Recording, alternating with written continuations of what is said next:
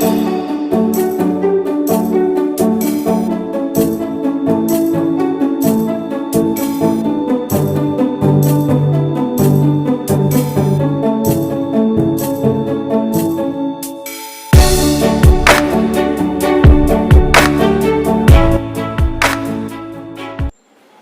Student, welcome to HRP academy. आज की video में हम क्लास 8 का न्यू चैप्टर स्टडी करने जा रहे हैं। चैप्टर नंबर 3, अंडरस्टैंडिंग क्वाड्रिलैटरल्स मीन्स चतुर्भुजों को समझना। इसमें आपको मैं कुछ एग्जाम्पल देना चाहूँ तो जैसे आपने पेपर तो देखा हुआ है। अब पेपर को आप जब इमेजिन करते हो तो पेपर मतलब एक प्लेन सरफेस है। उसी तरह से यदि हम बोर्ड पर कुछ डॉट्स लें और उन डॉट्स को बिना हाथ उठाए यदि इस तरह से कनेक्ट कर देते हैं तो ये एक कर्व बन जाता है। या जैसे कि इस तरह से कुछ डॉट्स हम ले रहे हैं और इस तरह से उसे कुछ जोड़ देते हैं तो ये भी एक क्या है, कर्व है। उसी तरह से यहाँ से डॉट हमने लिए, इस तरह से मैं यदि कुछ शेप बना दूँ तो it is also a curve. ऐसे कई सारे अनगिनत बिना पेंसिल या पेन उठाए आप कुछ भी डायग्राम क्रिएट करते हो तो उसे हम क्या कहेंगे, कर्व कहेंगे। ये सारे क्या है, कर्व है। बस इसमें फिर फर्क है कि यहाँ पर इसकी हम बात करें और इसकी हम बात करें तो ये क्या है, क्लोज है। या जैसे हम कोई एक सर्कल भी बनाते हैं इस तरह से तो इट इज ऑल्सो क्लोज।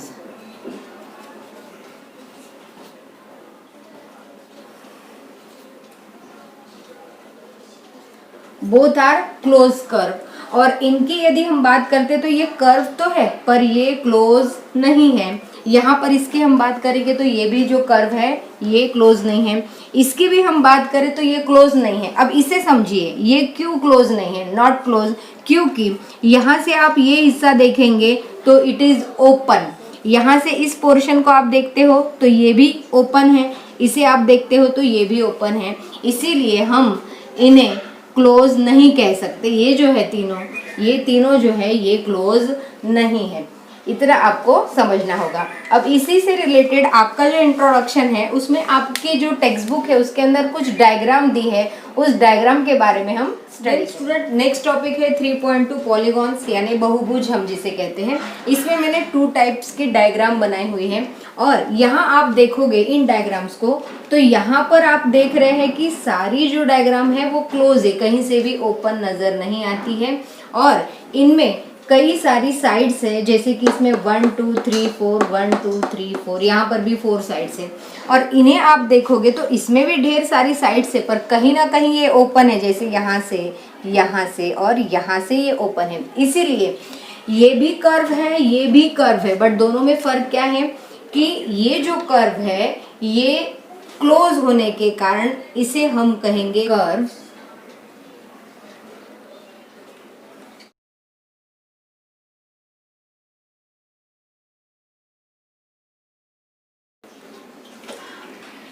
इन्हें हम मतलब बहुभुज कह सकते हैं। इस तरह के कर्व है जिन्हें हम पॉलीगॉन कहेंगे। और ये जो कर्व है ये भी कर्व तो है ही पर ये पॉलीगॉन नहीं है क्योंकि कुछ साइड्स इनकी क्या है, ओपन है। इसीलिए हम कहेंगे curve are not polygon.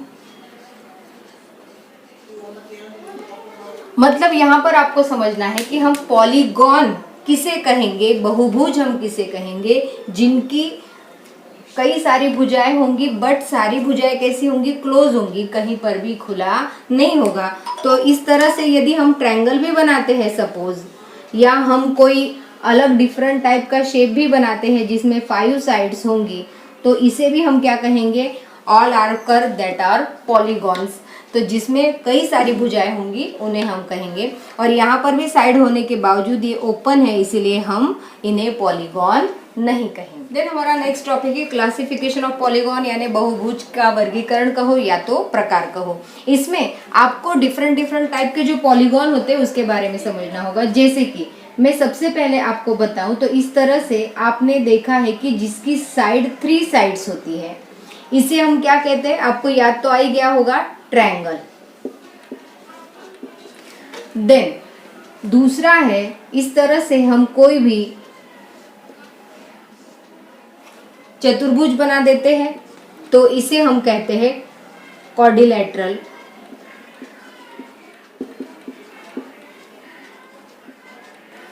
Then third है, इसे आप कहो तो त्रिभुज भी कह सकते हैं,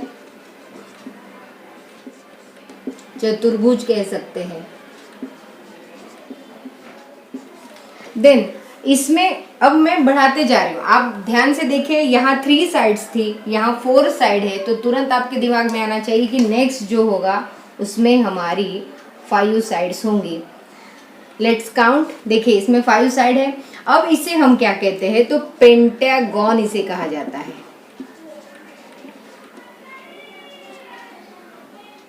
इसे हम पंचभुज भी कह सकते हैं या पंचबाहु भी कह सकते हैं।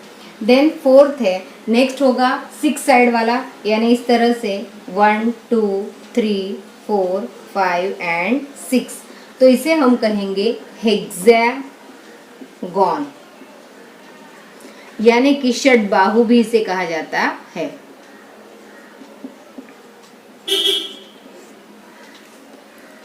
देन 5th नंबर पर है 7 साइड, यानी कि 1 2 3 4 5 6 एंड 7, तो इसे हम कहेंगे हेप्टागोन, यानी सप्तबाहु। इन शब्दों में ही अर्थ छिपा है, आप देख सकते हो। पंच यानी 5, षट यानी 6, सप्त यानी 7, हेक्सा 6, पेंटा 5, हेप्टा यानी कि 7। इस तरह से आपको समझना होगा। देन उसके बाद आएगा, जैसे 8 साइड होगी, आपको ऑक्टोपस याद होगा, आपने फिश का नाम सुना है ऑक्टोपस, ऑक्टो यानी 8, तो इससे आपको इमेजिन हो जाना चाहिए 1 2 3 4 5 6 7 एंड 8। इस तरह से इसमें 8 साइड है, तो हम इसे कहेंगे ऑक्टागोन, यानी अष्टबाहु।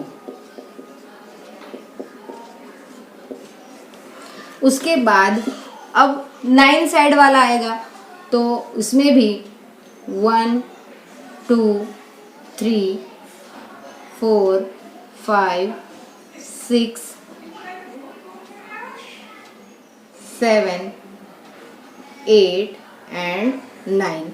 इस तरह से यहाँ पर ये 9 साइड आ जाती है। आप चाहे तो इस तरह से इसे बना लेंगे, तो ये हो गए 9 साइड। अब इसे हम कहेंगे नोनागोन, यानी नवबाहु जिसे कहा जाता है। उसके बाद ये मैं जानबूझ के बता रही हूँ आपको, ताकि आपको थोड़ी सी आइडिया रहे, वरना इसकी कोई आवश्यकता नहीं है। देन नेक्स्ट है 1 2 3, इस तरह से इसमें 10 साइड्स होंगी।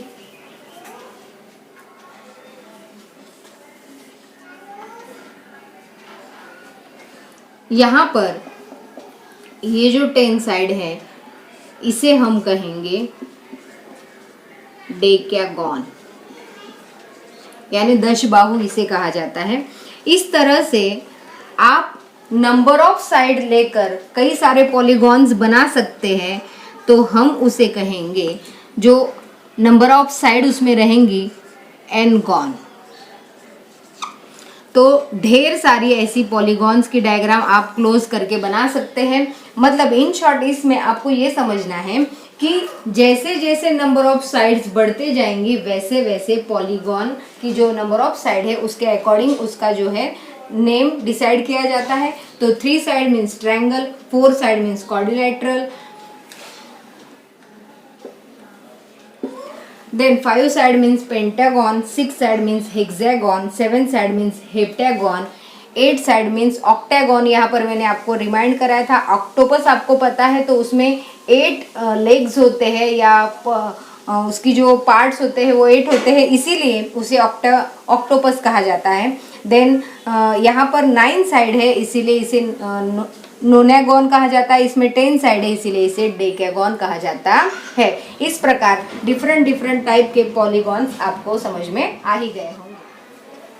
देन हमारा नेक्स्ट टॉपिक है डायगोनल्स यानी कि विकर्ण। सबसे पहले आपको मैं यदि उसकी डेफिनेशन समझाऊं कि डायगोनल किसे कहते हैं, तो इस तरह से जब हम सपोज कोई क्वाड्रिलेटरल ड्रॉ करेंगे तो उसके जो अपोजिट वर्टाइसेस है हम उन्हें जब कनेक्ट करते हैं एक दूसरे के साथ, तो यहाँ पर मैं नाम यदि दूँ तो A B C and D, तो हमारे पास दो डायगोनल है AC एंड BD, ये दो डायगोनल नजर आ रहे हैं। तो यहीं से आपको डेफिनेशन समझ में आ गई होगी। A diagonal is a line segment connecting two non conjugative vertices of polygon, यानी कि हमने ऐसे दो वर्टाइसेस कनेक्ट किए हैं जो कंटिन्यू नहीं आते हैं, अल्टरनेट है। जैसे कि हमने A के बाद D को छोड़कर C के साथ कनेक्ट किया है, तो ये एक सेगमेंट और ये दूसरा सेगमेंट, इसे हम डायगोनल कहेंगे। देन मैं सेकेंड एग्जाम्पल यदि दूं, सपोज इस तरह से कोई पॉलीगॉन आपके सामने है और उस पॉलीगॉन में आप यदि डायगोनल बनाना चाहेंगे तो 1 2 3 4 5 एंड 6 यहाँ वर्टाइसेस आपको नजर आ रहे हैं। तो हम 1 के बाद 2 आता है, हम उसे छोड़कर 3 को कनेक्ट करेंगे, यानी क्या हो गया, non कॉन्जिगेटिव।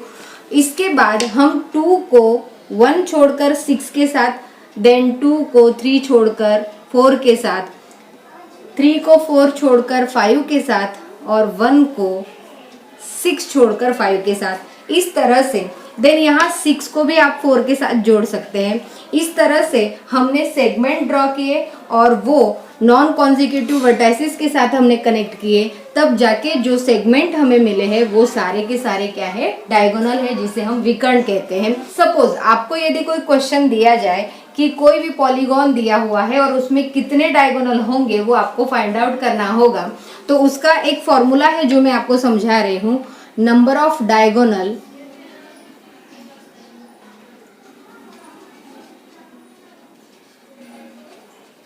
Is equal to n into bracket n minus 3 divide by 2, ये फॉर्मूला है। स्टूडेंट यहाँ पर एक और चीज मैं आपको नोट कराना चाहूंगी कि नॉन कॉन्जिक्यूटिव मीन्स जो क्रम में आने वाले वर्टाइसेस है उन्हें छोड़कर बाकी सबको आपको कनेक्ट करना है। तो जैसे कि 1 को हम 4 के साथ भी कनेक्ट कर सकते हैं, देन 6 और 3 भी हम कर सकते हैं, 1 एंड 5 भी हम कर सकते हैं।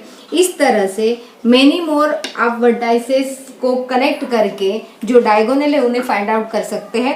बट ये है कि आपको यदि पेंटागन, हेक्सागन, हेप्टागन, ऑक्टागन यदि दिया जाए पॉलीनॉम, तो आप कितनी बार डायग्राम बनाएंगे और डायगोनल फाइंड आउट करेंगे, वो पॉसिबल होना थोड़ा सा मुश्किल होता है। इसीलिए मैं आपको फॉर्मूला दे रही हूँ, number of diagonal is equal to n into bracket n minus 3 divide by 2। तो यहाँ पर जो n होता है, n इज इक्वल टू होता है नंबर ऑफ साइड्स। तो चलिए यहाँ पर हम इसी का ट्रायल लेते हैं या पहले इसका लेते हैं। तो suppose n is equal to मैं 4 यदि काउंट करती हूँ, आपको ऑलरेडी पता है कि 2 डायगोनल आते हैं, हम फिर भी इसमें वैल्यू पुट करेंगे।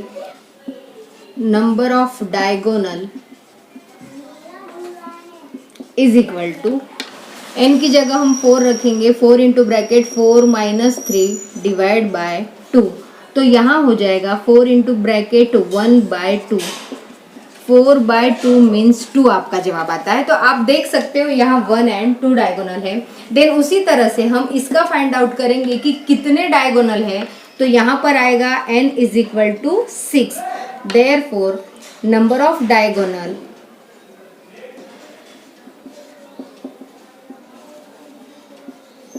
Is equal to n means, एक बार फिर से फॉर्मूला लिख देती हूँ ताकि आपको भी याद हो जाए। 6 into bracket 6 minus 3 divide by 2, तो 6 into bracket 3 divide by 2, 6 into 3 means 18 by 2, तो ये जवाब आता है 9। तो यहाँ पर जो हेक्सागन होगा और हेक्सागन के आपको यदि डायगोनल पूछे जाए तो आप फॉर्मूले में वैल्यू पुट अप करके कह सकते हैं कि हेक्सागोन में 9 डायगोनल होते हैं। इसी तरह से आप किसी भी पॉलीगॉन के कितने डायगोनल है वो इस फॉर्मूले से फाइंड आउट कर सकते हैं। इसीलिए आप चाहे तो इस फॉर्मूले को अपनी नोटबुक में नोट कर लीजिए। देन आपका नेक्स्ट टॉपिक है convex and concave polygons means उत्तल और अवतल बहुभुज। इसके लिए मैं आपको कुछ एग्जांपल समझाऊंगी, जैसे कि इस तरह से ये एक डायग्राम है, देन इस तरह से हम क्वाड्रिलेटरल बनाएंगे, देन इस तरह से आपका सपोज हेप्टागोन या हेक्सागोन होगा।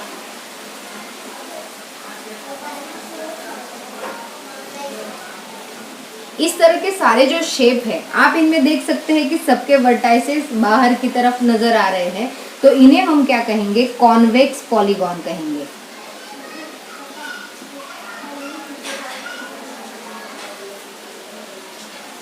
यानी कि उत्तल।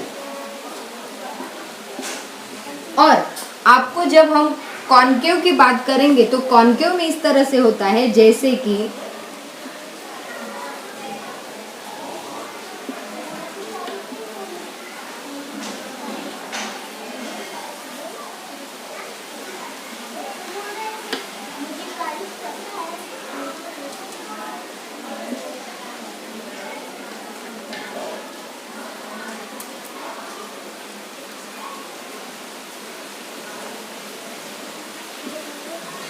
इस तरह के डिफरेंट शेप हैं।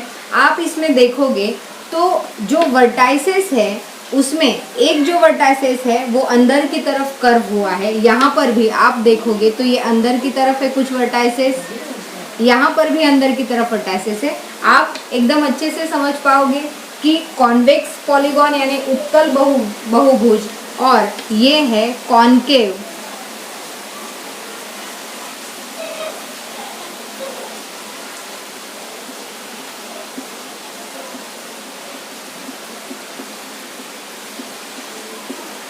दोनों में इस तरह से यहाँ सारे जो वर्टाइसेस है वो बाहर की तरफ नजर आते हैं और यहाँ कुछ अंदर की तरफ कर्व हो चुके हैं। जैसे यहाँ से ये अंदर की तरफ कर्व है, यहाँ पर ये अंदर की तरफ कर्व है, इसीलिए हम इन्हें कॉन्केव यानी कि अवतल पॉलीगॉन कहते हैं। इस तरह से आपको यदि क्वेश्चन दिया जाए, कोई डायग्राम बना के दी जाए और आपको सवाल पूछा जाए कि कॉन्वेक्स किसे कहेंगे और कॉन्केव किसे कहेंगे, तो आपको ये समझ में आना। देन हमारा नेक्स्ट टॉपिक है रेगुलर एंड इरेगुलर पॉलीगॉन, सम एंड विषम बहुभुज। इसमें आपको समझना है कि कोई भी हमारी यदि डायग्राम है, सपोज इस तरह से मैं यदि ट्रायंगल बना रही हूँ या इस तरह से मैंने कोई शेप बनाया है, पॉलीगॉन बनाया है, तो इन सब में आपको ऑब्जर्व ये करना है कि इनकी ये जो साइड है ये all side are equal and all angle measurement also equal. इस तरह से यहाँ पर इनका सबका जो मेजरमेंट है, सपोज ट्रायंगल है तो 60 60 एंड 60, यहाँ पर 90 90 एंड 90।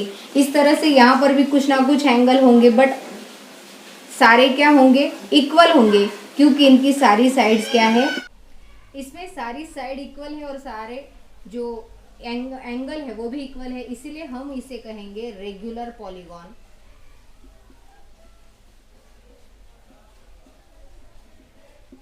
मतलब इसमें टर्म क्या आ गई, side, all sides and all angle are equal.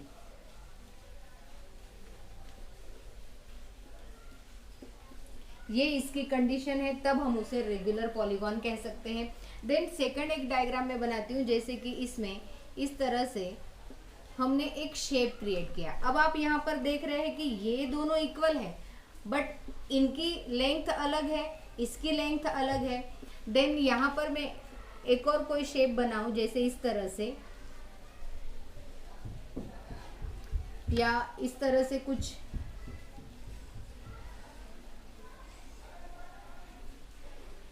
Different shape हमने क्रिएट किया।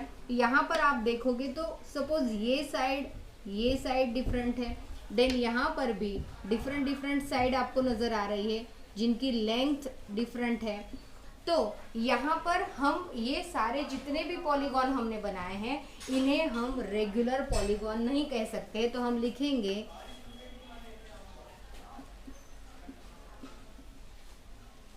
Polygons that not regular, therefore इन्हें हम इर्रेगुलर कहेंगे।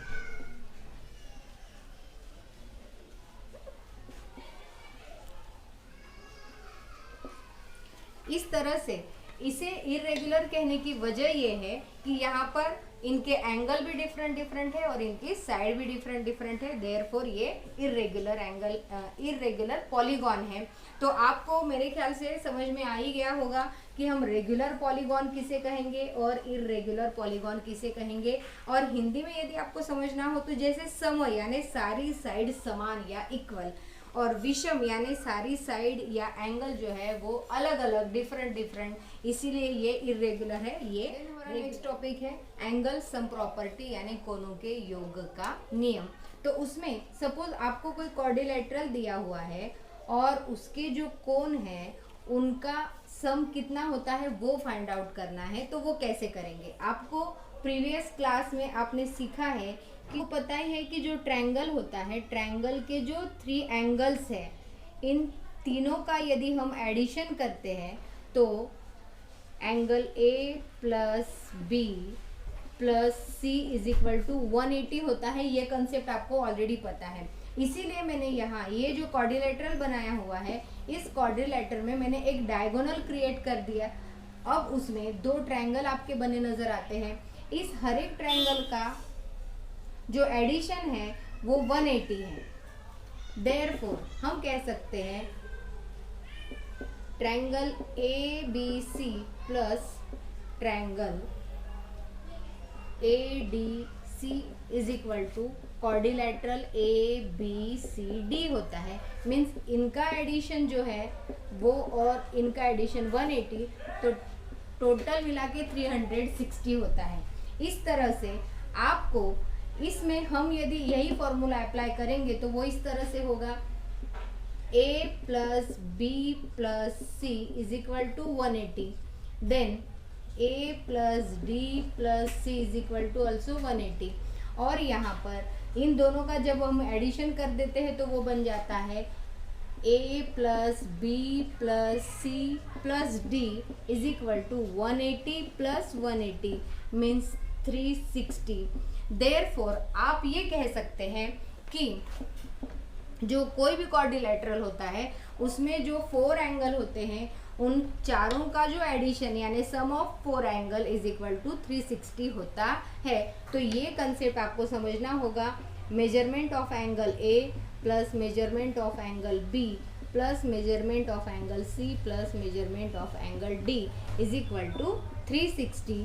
इस चीज़ को आपको हमेशा याद रखना होगा, बहुत बार इससे रिलेटेड क्वेश्चन एग्जाम में पूछा जाता है।